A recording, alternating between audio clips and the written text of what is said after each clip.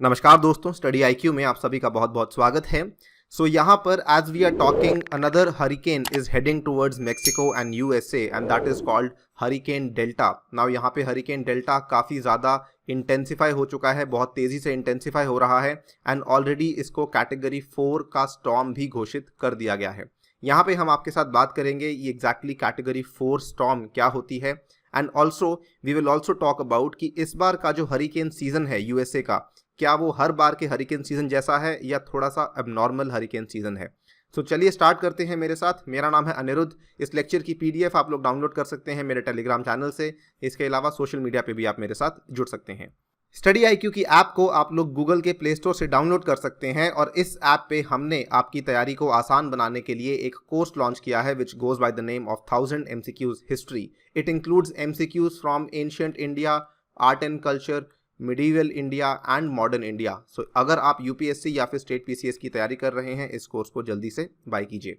All right, so before we start सबसे पहले थोड़े बेसिक्स की बात कर लेते हैं। यहाँ पर cyclones they are basically centres of low pressure. जैसा कि आप देख सकते हैं ये वाली इमेज में, साइक्लॉन या फिर हिंदी में कहें तो चक्रवात, इसके सेंटर में होता है लो प्रेशर, ठीक है। और जैसे जैसे आप इसके बाहर जाते रहते हैं तो प्रेशर जो है यहाँ पे बढ़ता रहता है। एज यू कैन सी यहाँ पे 992 मिलीबार है and as you are going outward यहाँ पे लगभग 1008 मिलीबार तक का प्रेशर आपको देखने को मिल जाता है।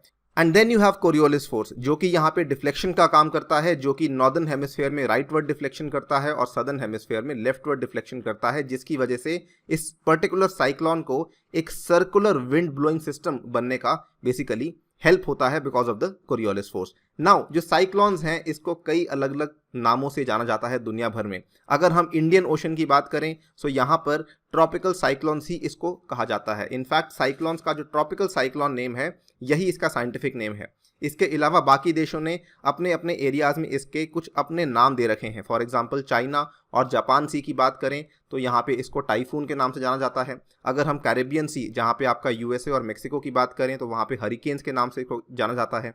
एंड अगर हम ऑस्ट्रेलिया की बात करें तो यहाँ पे इसको विली विली के नाम से जाना जाता है, right. Also important to note, ये सभी के सभी जो ट्रॉपिकल साइक्लॉन्स हैं, जैसा कि इसका नाम है ट्रॉपिकल साइक्लॉन्स, ये लो लैटिट्यूड्स में ही आते हैं, ठीक है। ये बेसिकली आपको देखने को मिलते हैं 0 डिग्री से लेके 30 डिग्री दोनों नॉर्थ एंड साउथ में। हाँ, also to important to note, 0 degree से लेके 5 डिग्री तक जनरली ये साइक्लॉन्स नहीं आते हैं, ठीक है, बिकॉज वहाँ पे कोरियोलिस फोर्स ऑलमोस्ट ना के बराबर होता है।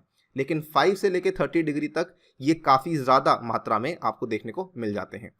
नाउ ये वाले मैप से आप देख सकते हैं कि एग्जैक्टली ट्रॉपिकल साइक्लॉन्स का जो टाइमिंग होता है वो क्या रहता है। हमारे लिए यहाँ पे रेलिवेंट है ये वाला एरिया। यहाँ पे जैसा कि आप देख सकते हैं जो कैरेबियन सी का एरिया है, this is the time period of August to October. इस पर्टिकुलर 3 महीने को, अगस्त, सितंबर, अक्टूबर को माना जाता है hurricane season for the Caribbean sea, for the United States, for the Mexico area. और यहाँ पे आमतौर पे 20 से 22 हरिकेन्स आते ही आते हैं, जिसमें से 4 या 5 हरिकेन्स ऐसे होते हैं जो कि बहुत ज़्यादा कैटास्ट्रोफिक होते हैं और कई सारे लोगों को, कई सारी प्रॉपर्टीज़ को अफेक्ट करके जाते हैं। नाउ हम बात करते हैं इसके आगे।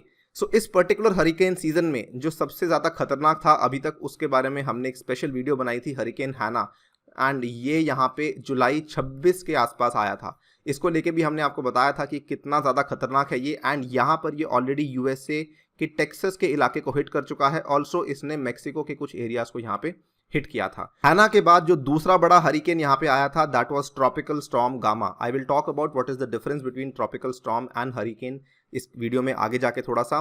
लेकिन ये गामा जो हरिकेन था ये अभी पिछले हफ्ते ही आया था। अभी यहाँ के लोग इस गामा के कैटास्ट्रोफी से उभर ही रहे थे कि यहाँ पर एक और हरिकेन है जो उनकी तरफ आ रहा है। यहाँ पे आप देख सकते हैं ये वाला जो हरिकेन है ये संडे तक केवल एक ट्रॉपिकल स्टॉर्म था, लेकिन उसके बाद मंडे को यहाँ पर ये वाला ट्रॉपिकल स्टॉर्म भी धीरे धीरे हरिकेन में तब्दील हो चुका था। यहाँ पे बात कर लेते हैं कि हरिकेन और ट्रॉपिकल स्टॉर्म में बेसिकली फ़र्क क्या होता है। हरिकेन ट्रॉपिकल स्टॉर्म में केवल उसकी इंटेंसिटी का फ़र्क होता है। अगर हम टेक्निकली बात करें तो यूएसए में अगर आप 74 माइल्स पर आवर की स्पीड से विंड्स आ रही हैं तो हरिकेन कहा जाता है। अगर 73 माइल्स पर आवर की स्पीड से विंड्स आ रही हैं तो उसको ट्रॉपिकल स्टॉर्म कहा जाता है। टेक्निकली तो केवल 1 माइल पर आवर का डिफरेंस है, लेकिन यहाँ पर ये जब इसका इम्पैक्ट होता है तो इम्पैक्ट काफ़ी ज़्यादा होता है, इसीलिए उसको हरिकेन का नाम दिया गया है। In contrast to tropical storm जब वो 74 माइल्स पर आवर के पॉइंट को टच कर जाता है, राइट। नाउ यहाँ पर अगर हम इसकी ट्रेजेक्टरी को देखें, सो यहाँ से स्टार्ट होता हुआ, ये वैसे तो इसके पीछे से स्टार्ट होता हुआ आ रहा है, यहाँ पर किन किन एरियाज को ये इम्पैक्ट करेगा, जैसा कि आप देख सकते हैं ये ब्लू रंग का एरिया बनाया गया है, ठीक है। तो क्यूबा के ये वाले एरियाज को अफेक्ट करेगा, ऑल्सो मेक्सिको के ये वाले एरिया को अफेक्ट करेगा, जिसको कि आपको मालूम होगा कहा जाता है युकाटान पेनिनसुला, ठीक है। This entire area is obviously the gulf of Mexico. So Mexico के युकाटान पेनिनसुला को, क्यूबा के इन वाले प्रोविंसेस को, एंड उसके बाद अगर इसी ट्रेजेक्टरी को फॉलो करता है सो आगे जाके यूएसए के लुजियाना के प्रोविंस को ये काफ़ी बुरी तरह से अफेक्ट कर सकता है। Now as we are talking, जैसा कि आप यहाँ पे देख सकते हैं, वेडनेसडे को ये ऑलरेडी यहाँ पे है, राइट। सो आगे जाके थर्सडे को ये यहाँ पे होगा एंड फाइनली सैटरडे को जाके इसका लैंडफॉल होगा। सो तब तक बेसिकली एक तरह का डर बना रहेगा यहाँ के लोगों में कि कब ये आएगा, कितनी स्पीड पर आएगा, कब ये लैंडफॉल करेगा, बिकॉज वंस ये लैंडफॉल कर जाता है उसके बाद इसकी स्पीड काफ़ी हद तक कम हो जाती है। नाउ अगर आप देखें, ये हरिकेन डेल्टा जो है ये चिंता का विषय क्यों बन चुका है, बिकॉज जब इसकी शुरुआत हुई थी तब इसकी स्पीड इतनी ज़्यादा नहीं थी। So as I told you, Sunday को ये एक ट्रॉपिकल स्टॉर्म था, तब तक इसकी स्पीड काफ़ी ज़्यादा नहीं थी। उसके पहले इसकी स्पीड लगभग 40 माइल्स पर आवर तक की थी, लेकिन ट्यूसडे को इसकी स्पीड जो है वो इतनी बढ़ गई कि इसको कैटेगरी 4 यहाँ पे घोषित कर दिया गया था। इस पर्टिकुलर मैप से आप देख सकते हैं, इस पर्टिकुलर टेबल से, आप देख सकते हैं कि कैटेगरीज किस तरीके से डिफाइन की गई है। So category 1 74 to 95, so starting 74 से होती है, मैंने आपको बता दिया है।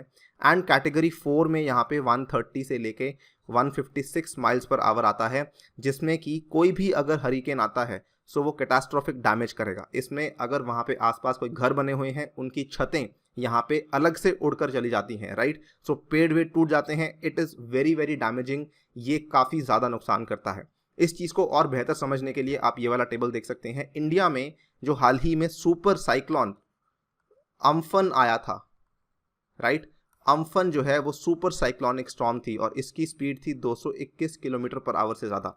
अगर आप 130 माइल्स पर आवर को किलोमीटर पर आवर में कन्वर्ट करते हैं, यू विल फाइंड आउट कि it is almost around 225 kilometres per hour. So यहाँ पर जो कैटेगरी 4 की स्टॉर्म है वो ऑलमोस्ट बराबर है सुपर साइक्लोनिक स्टॉर्म के। This helps you to give an idea कि कितनी बड़ी स्टॉर्म ये हो सकती है जो कि फिलहाल यूएसए में आने वाली है, राइट। नाउ इसका इम्पैक्ट किस किस पे होगा? सबसे पहले जैसा कि मैंने आपको बताया, क्यूबा में इम्पैक्ट होगा। तो क्यूबा के जो टोबैको फार्मर्स हैं उनको ऑलरेडी सतर्क कर दिया गया है उनकी सरकार के द्वारा। इसके अलावा अगर ये आगे जाके गल्फ कोस्ट को हिट करती है, गल्फ कोस्ट यानी कि यूएसए के गल्फ कोस्ट को हिट करती है, सो क्योंकि ये कैटेगरी 4 स्टॉर्म है, इट इज़ एक्सपेक्टेड कि ये कैटास्ट्रोफिक डैमेज कर सकती है। So again this is very very problematic for the people of the gulf coast area, right. Also यहाँ पे माना जा रहा है कि इस पर्टिकुलर स्टॉर्म की वजह से जो हाई टाइड लेवल्स होंगे वो भी 8 से 12 फीट से ज़्यादा टाइड लेवल्स हो सकते हैं, which again can cause a lot of damage at the coastal areas. So as you can see यहाँ पे काफ़ी ज़्यादा प्रॉब्लम है ये। नाउ लास्टली टॉकिंग अबाउट कि ये युकाटान पेनिनसुला जो है, जो कि मेक्सिको का मैंने आपको दिखाया, इस पर्टिकुलर इमेज में आप देख सकते हैं, दिस इज़ द युकाटान पेनिनसुला। इसके लिए वैसे तो ये यहाँ पे इसको ऑलमोस्ट टच करता हुआ जाएगा, लेकिन फिर भी इसके लिए प्रॉब्लमैटिक ये क्यों बन जाता है? देखिए, युकाटान पेनिनसुला में अक्सर यहाँ पे हरिकेन्स नहीं आते हैं। अगर आप देखें पिछले 100 सालों में, ठीक है, केवल 6 हरिकेन्स ऐसे हैं जो कि यहाँ पे युकाटान पेनिनसुला को एक्चुअली टच करके गए हैं। उसमें से भी केवल 2 हरिकेन्स ऐसे थे जिन्होंने बहुत ज़्यादा डैमेज की थी। युकाटान का जो एरिया है ये असल में टूरिज्म के लिए काफ़ी फेमस माना जाता है। नाउ यहाँ पर जो 2 हरिकेन्स आए थे 1988 में और 2005 में, गिलबर्ट एंड विल्मा, ठीक है, ये दोनों हरिकेन्स जो हैं ये काफ़ी ज़्यादा डैमेज करके गए थे और Gilbert was a category 5 storm and Wilma was a category 4 storm. Now उसके बाद यहाँ पे युकाटान को वापस एमर्ज होने में काफ़ी समय लग गया था। So this is very very worrisome, because देखिए, जिन एरियाज़ में यहाँ पे पहले से प्रिपरेशन करने की आदत नहीं होती या फिर they are not prepared for such things, उनके लिए डैमेज बढ़ जाता है। ऑलमोस्ट सेम चीज़ जो कि इंडिया में हुई थी अम्फन को लेके। ओडिशा प्रिपेयर्ड था लेकिन वेस्ट बंगाल कम प्रिपेयर्ड था, जिसकी वजह से नुकसान वेस्ट बंगाल में ज़्यादा हुआ। इसीलिए ऐसे डिजास्टर्स को फेस करने के लिए प्रिपेयर्डनेस एक बहुत बड़ा यहाँ पे पॉइंट बन जाता है। सिमिलरली अगर हम बात करें, यहाँ पर 2020 में केवल मेक्सिको ही नहीं, यहाँ पे यूएसए के लिए भी बड़ा खतरा है। In the beginning I told you कि यहाँ पे जो हरिकेन सीजन रहता है ये चलता है अगस्त, सितंबर एंड अक्टूबर, ये 3 महीने तक हरिकेन सीजन चलता है, राइट। एंड नवंबर तक लगभग यहाँ पर 25 हरिकेन्स आते हैं। लेकिन यहाँ पर अगर आप देखें, इस साल ऑलरेडी जो हरिकेन डेल्टा है ये सीजन का 25th हरिकेन है। सो इस साल का जो हरिकेन सीजन है 2020 का, इसको वहाँ के मेट्रोलॉजिस्ट इक्वेट कर रहे हैं 1916 के हरिकेन सीजन के साथ, जिसमें 28 हरिकेन्स आए थे इतने ही टाइम में। So it is almost possible कि इस बार हरिकेन्स के लिए यूएसए में एक नया रिकॉर्ड यहाँ पे स्थापित हो सकता है, and it is a record which is not to be celebrated because यहाँ पर इससे कई सारी जाने जा सकती हैं। और सो यहाँ पे हम बेसिकली यही प्रे करेंगे कि जितनी जल्दी हो सके ये वाली स्टॉर्म लैंडफॉल कर जाए, एंड जितनी जल्दी हो सके इस स्टॉर्म की जो स्पीड है वो भी कम हो जाए। इसी नोट पे आपसे विदा लेता हूँ। Thank you for listening, stay tuned and stay safe.